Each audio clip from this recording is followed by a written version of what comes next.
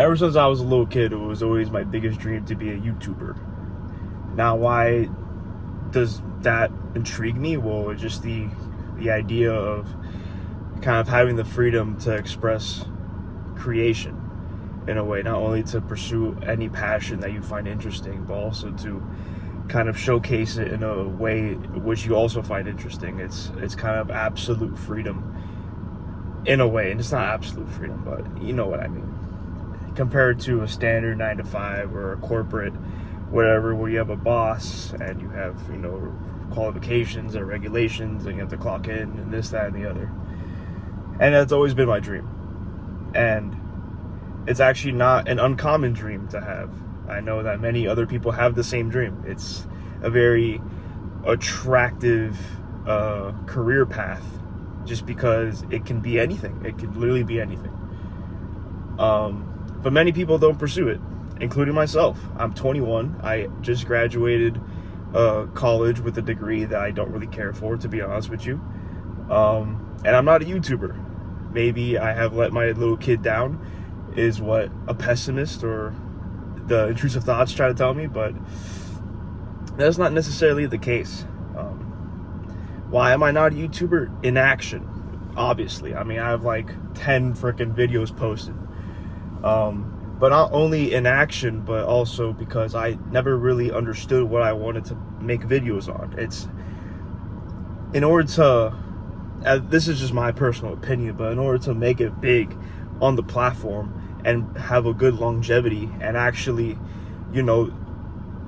have a dream job that feels like a dream job and not like, corporate 9 to 5, is to make videos on something that you are passionate about, something that you enjoy doing, something that you like. If you look at some of the best YouTubers, some of them do copy one another, which is just, gay. But there's also like the 100 millions, the 50 millions, they make videos of stuff they care about. And I guess that, up until now, I never really knew what those videos that I wanted to make were. I've tried different things. As a kid, I was like, I'm gonna be a gamer channel. And then I found out that I didn't like doing that. And then throughout college, I grew a fond interest in training my dog. Really weird interest to have. And I started making videos with my dog. And then I was like, all right, I don't want to be reliant on my French bulldog, which, can have a million health issues. And can be very, very stubborn to make content. Like, I don't know if you ever tried to make a video with an animal, but they are not compliant at all, and it's very annoying. And then recently, I tried combining my two passions, which are still my passions, faith and fitness. And I kind of went into the pursuit of lecturing on like some crap that I like formulated in like an hour. And I was like, first of all, if I was on the outside looking in, I wouldn't listen to my dumb ass. I wouldn't. I mean, why would I? Why would somebody listen to, an unintellectual who's preaching about like some random crap that he just like together, I'm not necessarily in a position at the moment to preach anything or to, give lessons. There's a very big bird that's very close to my car. To give like lessons on anything. So how am I gonna make videos if I'm not really gonna teach a lesson? Or I could showcase, or I could just purely entertain, but I don't necessarily find passion in that, because I find that to be mindless time waste in a way. It's the entertainment industry is just entertainment. It's kind of just a distraction for many, many people. And I want my videos to mean something. So how am I going to pursue this thing that I want to do with the passions that I have, or my interests and hobbies? Well, I'm just going to freaking put a camera in my face. That's step one. That's what I'm doing right now. I literally just press record and I'm blabbering. I don't have any notes on me, and I'm just saying words. Just telling the truth. What's the idea? I'm a 21-year-old idiot. A lot of men in their 20s spend that time just learning, getting experience, learning things. So I thought that I would just gain experience, learn things, and talk about what I learned. Now that I like say this out loud, it sounds very, very, boring. But I will probably make it entertaining. I might. And not only will I do that, but I'll also take you guys along with me to one of my favorite hobbies, which is fitness, which is going to the gym. I won't talk a lot in the gym, not only because, I don't want to be talking to a camera in front of people, but also because I like to focus in on the workout. And then afterwards, I would probably talk about the workout, maybe, if I really feel like it, I also had a very bad habit in the past of trying to make the videos perfect. Like, I wanted every cut to not have any, I don't know if you guys know anything about video editing, but you look at the volume, signal, whatever. You don't want any like blank spaces. You don't want any moments of silence because you want to keep retention high. I would make sure every single like quiet moment was cut out of the video. I would try to put the best edits. I would try to do this, that. I'm not even gonna edit this, man. I'm just gonna post this. You guys are gonna hear this. Like, you're gonna get right now 6 minutes and like 40 seconds of me just talking to a camera with a bad angle. Like, it's literally resting on my headphones right now. I'm parked in my driveway because if I start driving, the phone's just gonna fall over because I don't have a phone holder for the car. Like, this is what you're gonna get. Just raw, just raw footage of whatever.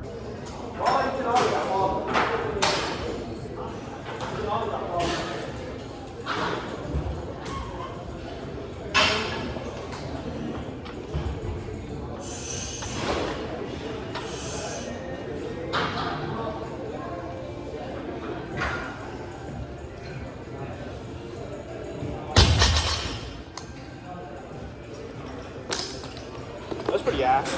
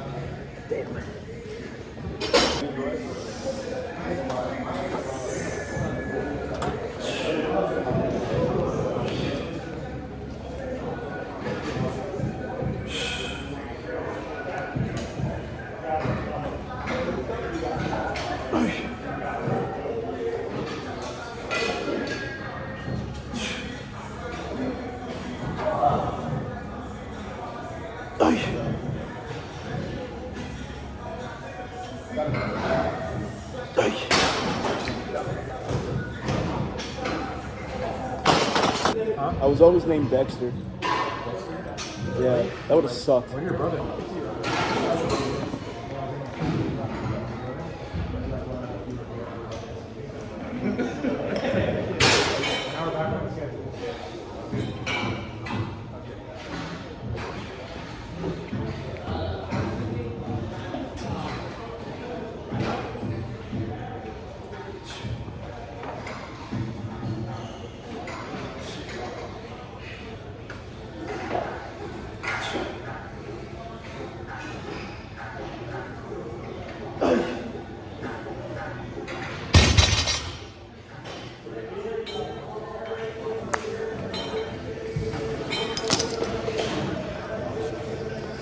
Ow.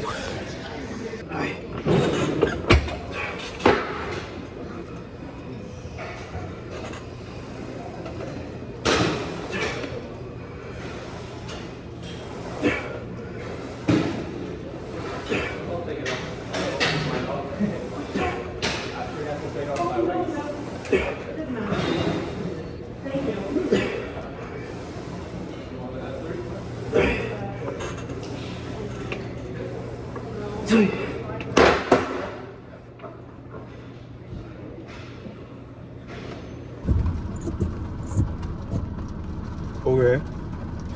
I'm parked in a parking lot where I believe a lot of, exchanges go about, which is cool. So I'm keeping my head on a swivel. But